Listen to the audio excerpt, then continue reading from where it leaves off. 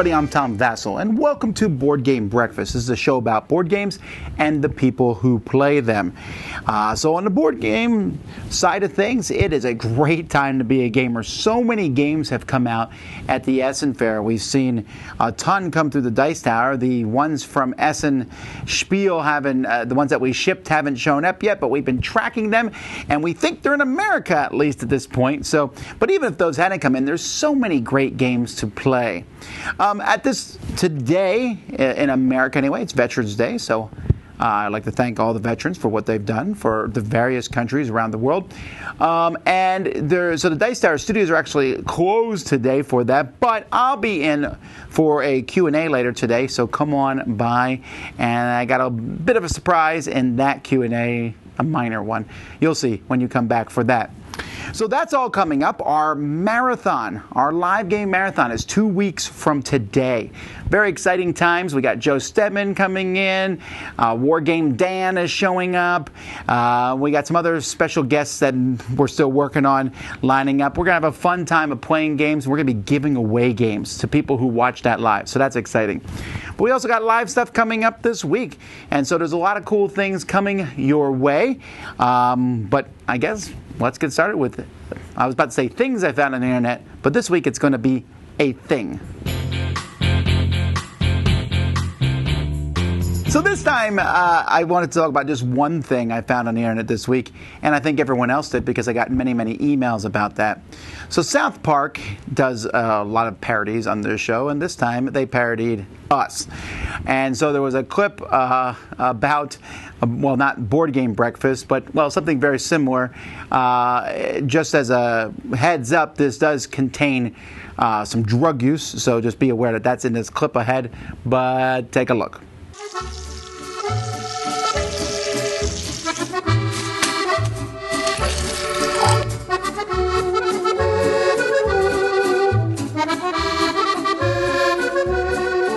Hey, good morning, everybody. Welcome to Tegrity Breakfast, the show where we talk about everything Tegrity Farms. I'm Randy Marsh. Hey, folks, I'm Tally. So they even had the shield in there. Their shield's slightly different than ours. I saw some people on the internet thought we'd get really offended about this, but I mean, come on. I mean, it's just, South Park is an interesting thing. Many of you might not have known that when I flew out to LA earlier this year, I had a chance to go to the studios and play with Trey Parker and some games, and I actually played some pretty bad games with him. That was all my fault. That's what I had brought with me.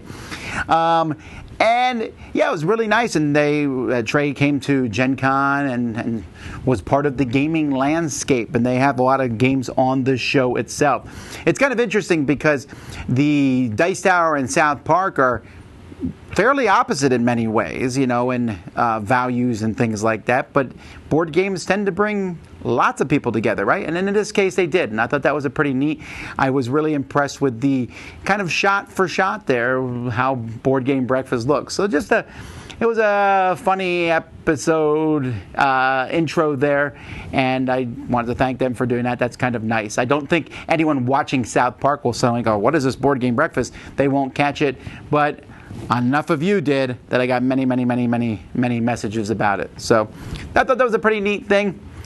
But meanwhile, let's move on with this episode.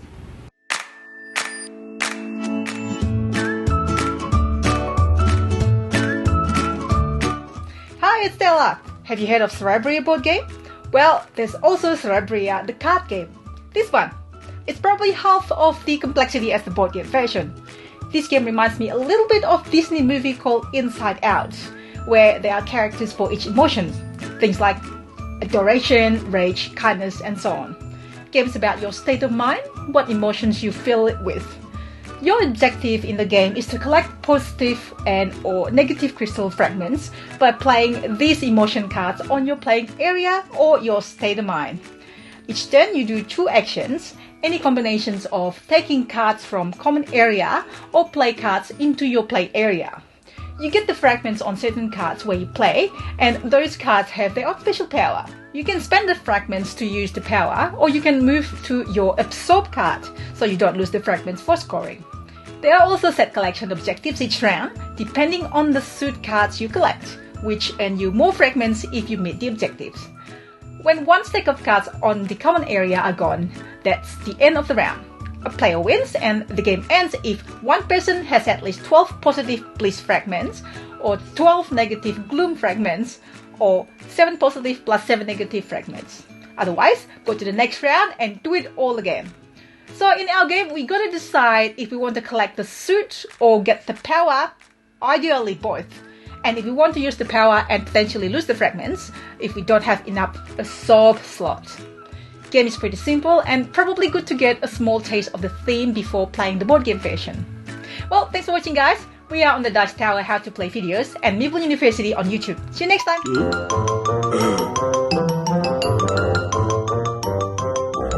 So what's coming from the Dice Tower this week? Well, first of all, we have, we're recording some stuff for next week. We'll talk about that next week, right? But there's some reviews. I'm taking a look at Marco Polo 2, Minecraft, Builders and Biomes, Watergate, It's a Wonderful World, and several other smaller games, including one called Cheeky Butts. We're going to be doing our top 10 essential games every gamer should have. And if you don't, what is wrong with you? That is actually not the title of the list, but it's very similar. This is a list that we've only done twice before. We do it once every so many years because it's actually our most viewed videos. So that will be fun. That will be coming out this Thursday. And of course, live board game breakfast. We're doing a live gameplay on Friday. A lot of cool things from our live section. So, and like I said, a Q&A later today. A podcast from Manny and Suzanne is going up tomorrow. And of course, many other fantastic podcasts, all part of the Dice Tower Network. If you watch a lot of our videos and you want to get into the audio side of things, DiceTowerNetwork.com will point you to many of our great podcasts, and you can listen to stuff as you travel. If you want to listen to the videos, then you want to check out DiceTowerVideo.com. So if you go to DiceTowerVideo.com, it will give you a link to the podcast of the audio of our different shows. And so Jeff Rademacher is helping put that together. So many of the different shows, maybe the top 10s and different things, if you don't have time to watch them but you want to listen to them, that's a podcast you can download and listen to there.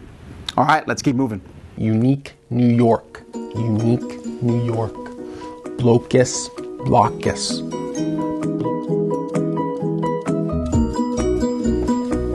Hi, I'm Jordan. This is Second Chance Shelf, where I take a look back at an older game and see why it deserves a second chance off your shelf. This week I wanted to look at Blocus, or Blocus. I call it Blocus. I don't know if that's right. This is Travel Blocus. It's just like regular Blocus, only smaller. Alright guys, here's Blocus. You can this version plays with 2 players, purple and orange. I think the regular 2-player version now is black and white.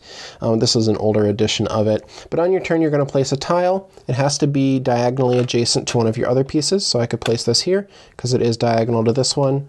This, for instance, right there would be illegal. So you need to put it over here.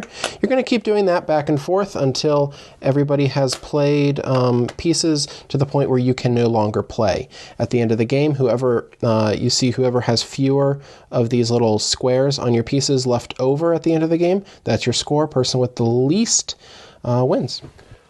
Well, that's a little bit about Blocus. I think a lot of people already know about this game. You can buy it pretty much anywhere. It's been out for a long time. It is like a really pure abstract strategy game.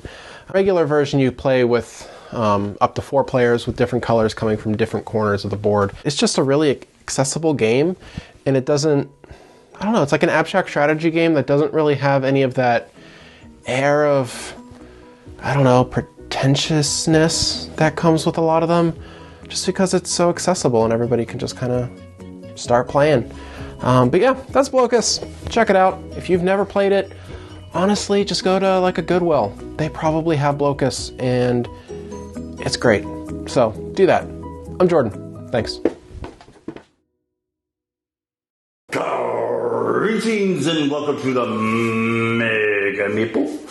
I'm Thomas Grogan, and you've all heard the saying, you gotta stop and smell the roses. But you know, sometimes there are some games out there that just the table presence, the aesthetics, the artwork, sometimes when you set up a game, I don't want to play it right away. I just want to sit back and admire it. just sit in awe of just the beauty and majesty of this game. Like games like Everdell, Scythe, Rising Sun. It's almost a shame to dig right into it after you set it up. You just gotta admire it for what it is.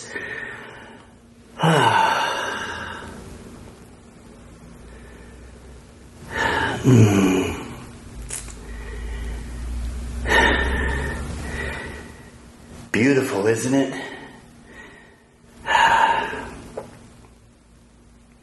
Man. Okay, back in the box.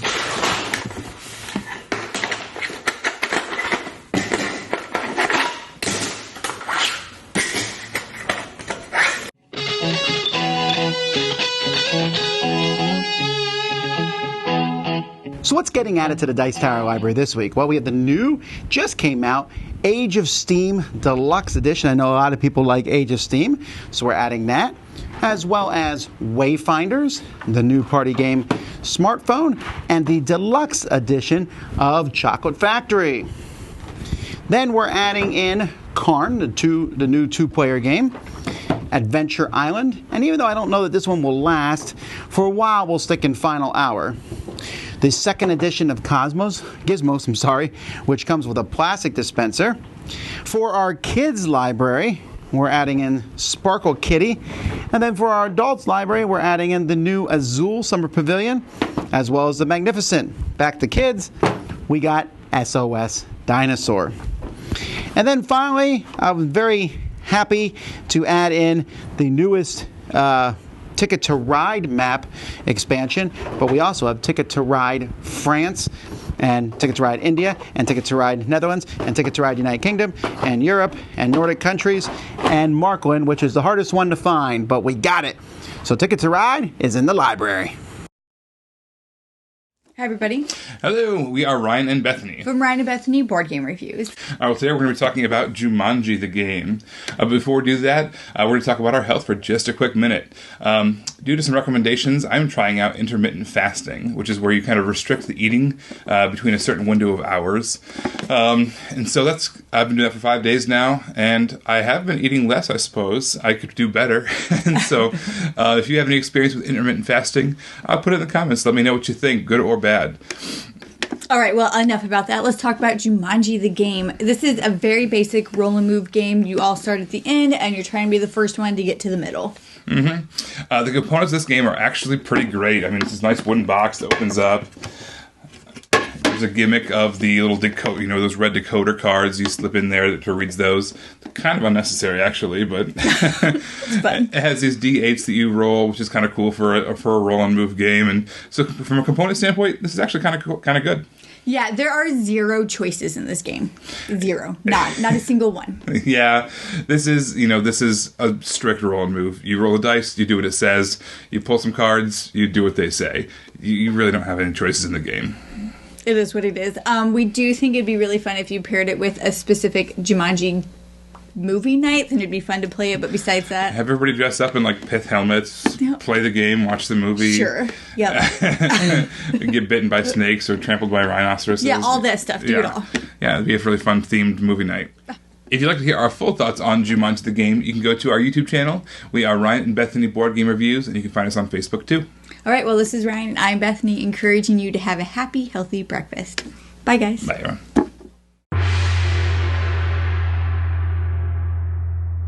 Hi, we're Board Game Opinions. My name's Jonathan. I'm Steve. I'm Amy. I'm Mark. And this is our speed quiz where contestants are attempting to guess as many games as they can in a particular category. And this week's category is dice games. Technically, it's any game that involves rolling dice. The dice must be rolled, not simply placed. And there are a lot of these, so we're going from anything for the top 100 on Board Game Geek. There are 31 possibilities. As always, you get 1 point if it's a game I've played, or 2 points if it's a game I've not played before. We're going to start with Mark. Off you go. War of the Ring. Yes. Twilight Struggle. Yes. Castles of Burgundy. The Castles of Burgundy, yes. Twilight Imperium. Yes. Eclipse. Yes. Grand Austria Hotel. Yes. Arkham Horror. No. Mage Knight. Yes. There it is. King of Tokyo. No. Ooh. Battlestar Galactica. Yes. Raiders of the North Sea. Yes. Risk. No. Risk Legacy. No. That's not there. Still not high enough. I've actually not played it. Gloomhaven. No. No dice. I'm going to open it up to the floor. Kemet? No. Dice Hospital. Inish. No and no. Is Ganesh and Clever? No. Voyages of Marco Polo. Yes. A few seconds left. No. And that's time. Give me a second to tot up the scores and we'll see how they did.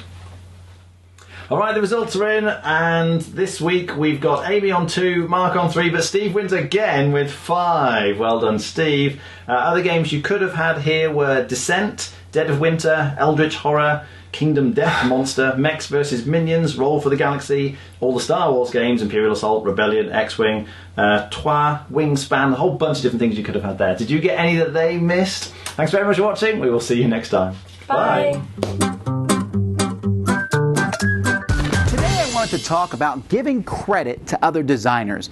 An actual designer approached me at Essen and brought this topic up to me because they were making a game that used a mechanism another designer had used in a game already. It was pretty clear that it was from that game, and they wanted to know how much credit they should give. Obviously, you can use the same mechanisms, but should you give credit? And I thought about this because I distinctly remember this whole topic came up when Dominion came out. Mike Elliott then designed Thunderstone. And in the Thunderstone rulebook, I was like, oh, they're going to say, thank you, Donald Vaccarino, for making Dominion. And they didn't. We're like, why would you not? But as time has gone by, I look at that now and I think, well, do you have to do that now? If I make a game with deck building, I'm like, well, first of all, I'd like to thank Donald Vaccarino for inventing deck building. Even though there was a little tiny bit of deck building in StarCraft, and of course, deck building itself might come from Magic the Gathering, at some point, who do you thank? So, you can't copy a game outright. Well, you can, but you should not ethically just copy someone else's game. But if you take a mechanism and you're like, wow, that's a cool mechanism. I could do something with that in my game. Should you thank that person? Do you do it when it's once removed? What if you're the 5th person? And so this is kind of an interesting thing. This is kind of like a gray area in our industry. Now, honestly, the nice thing to do is if some game, I think, if you design a game and some other game has directly inspired you, it seems to me like I would say thank you to that. I've heard tales of legalities that you are technically then endorsing that game and all, but I will say that the biggest game designer of them all, or one of the biggest game, not the biggest game designer, but one of the biggest game publishers of them all, Christian Peterson, when he designed Twilight Imperium 3rd edition, he gave credit to Puerto Rico and many other games, and I figure if he's going to do that, Fantasy Flight, I'm sure, had a pretty sound legal department, then I think that it's okay to do. It does seem like a nice thing to do, but I don't think it's a requirement to do either. So let's say, someone comes out with a new game, a new concept. You're like, wow, it's a new concept. It's probably going to be copied 20, 30 times over. Whether it's roll and write. Does every roll and write game need to be like, thanks, Yahtzee? Do they need to do that? Do you need to go back and be like, I'd like to thank the folks in Egypt for the first board game ever made? Right? And there's kind of some craziness there. At the same time, if someone makes something very specific, if you make a game with a cube tower, and you're like, well, Dirk Henn is the only person who's really made games with cube towers. Should I thank him? It's a fascinating subject to me because giving credit, I think, is not a bad idea. To say inspiration. We've done it on the Dice Tower in a sense. These videos that I do now is big, well, we're quote-unquote big, but all the videos that Dice Tower do, the idea for that came from Scott Nicholson, who Board Games with Scott, and he did that. I'll give credit to him easily. He and the silly skits that he did gave me the idea of doing the silly things I do, and so you can blame or thank him for good or for worse. Audio podcast, Mark Johnson and Aldi and Dirk at Board Game Geek, at Geek Speak, they certainly got Dice Tower going, so I can give that credit. But then does the person who was after me need to say thank you to the Dice Tower and thank you to this? And I don't need to be thanked if someone copies one of our styles. I don't sit around and go, I can't believe they copied us. So it's kind of an interesting thing when you bring this into board games. Where do you give that credit? What do you think? Is there a line? If the mechanism's really unique and different and strange and you copy it, do you need to give credit? But then what if you're the second person to copy it? What if you're the 10th? What do you do in these situations? It's something that I don't know that there's a really good, hard, fast answer for. But I'd like to see what your thoughts are. Mention them in the comments below. Let's keep moving though.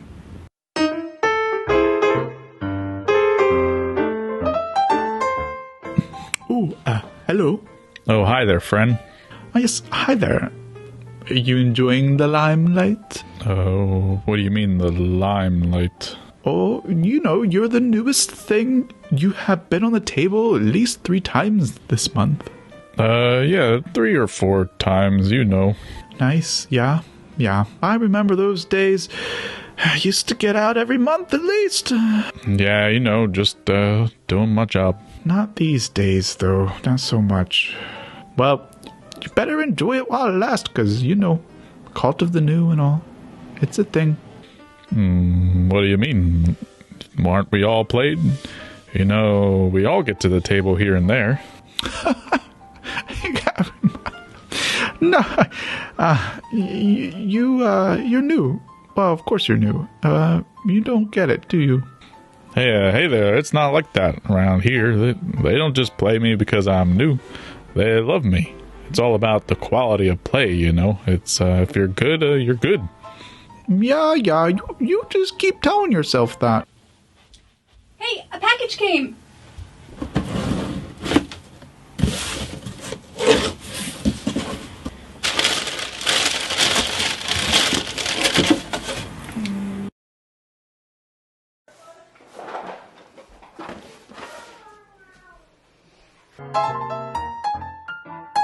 Uh-oh.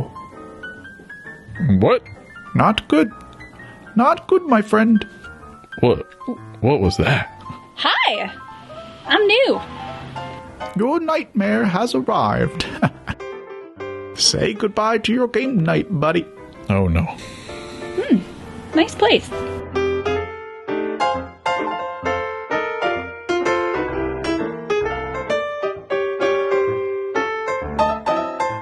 What's up, everyone? My name is Melissa McCack, and this is Smashing Buttons and Slamming Cards. This is a segment where I talk about a video game I love, and I connect it to a board game I love. And this week, I want to talk about Shadow of War, the video game. Shadow of War is a video game based on Middle-earth, right? The Lord of the Rings lore and all that. I love Lord of the Rings. I can definitely not enter some sort of trivia contest or anything like that. I can't name all the names, the events, everything like that, but I love the world that has been built and the stories and the characters. Shadow of War takes place between the time of the end of The Hobbit and the beginning of Lord of the Rings. And you're journeying around Middle-earth, forging this other story that happened within those 60 years. And I adore the game. You're just killing off a bunch of orcs. All of the orcs have their own sort of personalities. It really brings life to the game.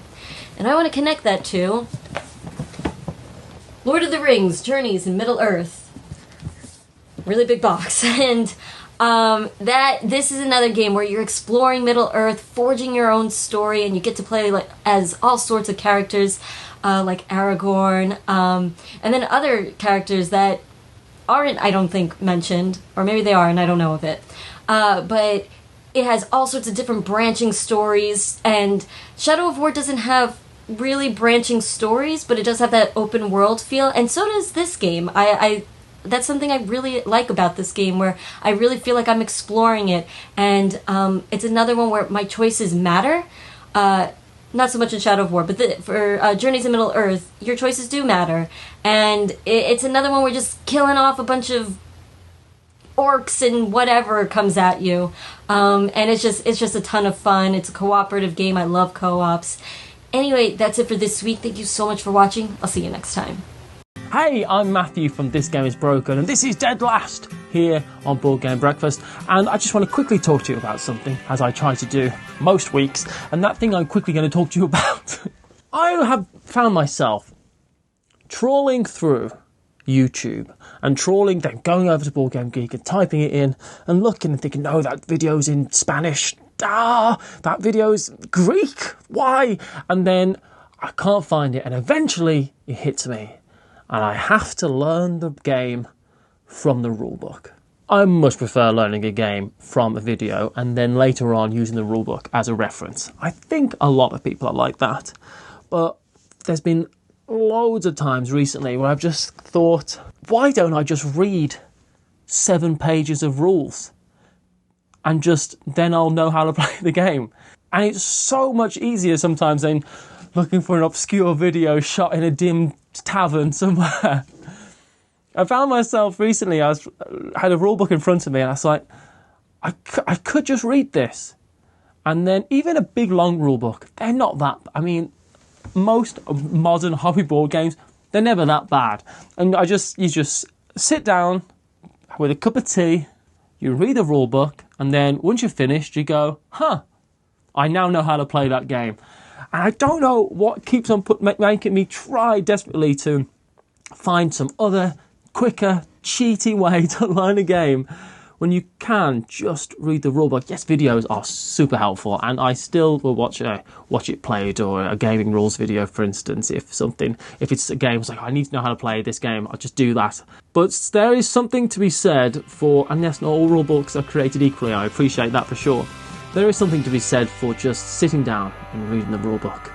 I'm going to try and start doing that a bit more. And that's it for another Board Game Breakfast. Thanks so much for watching. Guys, I always appreciate each and every one of you who watch this each week and watch our live Board Game Breakfast that we do on Thursday. If you've not seen that one, it's kind of the same thing. There's all kinds of shows that you may or may miss out on. You know, if you've never seen our crowdfunding show, we talk about Kickstarter stuff. That's each Wednesday, every other Wednesday, which is this Wednesday. Our top 10 list. We've been trying to do more of those this year. I think we're succeeding on that. And of course, the good old-fashioned reviews, of which many more are coming. And of course, every Monday there's also a a weekend review companion video to Board Game Breakfast, where I take a look at all the videos that we reviewed the past week. So you can, I know everyone doesn't have time to watch everything. Hopefully that will help you find what you're looking for. Ah, what a time to be a gamer. I'm looking over here, fantastic games to play. I'm looking here in front of me, fantastic games to play. I look over here, there's no games over here, but there seems to be games everywhere. I'm going to go play some. Until next time, I'm Tom Vasel, and you've been watching Board Game Breakfast. Thank you all. Hoo-doo! Thanks for watching Board Game Breakfast. Tune in each week for your daily dose of gaming goodness with Tom Vasel and all the gang. Until next time, I'm Eric Summerer, and you've been watching Board Game Breakfast, a Dice Tower production. Thanks so much for watching another Dice Tower video. If you enjoy our videos, subscribe to the channel for more fun, comprehensive board game coverage. Also, consider joining us at one of our events. Come to Dice Tower Retreat, a small, intimate gathering where gaming is king. Join us for Dice Tower Cruise, the largest board game cruise. Attend Dice Tower West in Las Vegas for gaming fun on the West Coast, or Dice Tower East in Orlando in sunny Florida. Dice Tower Conventions, the friendliest gaming conventions on Earth. I'm Eric Summerer, and you've been watching The Dice Tower.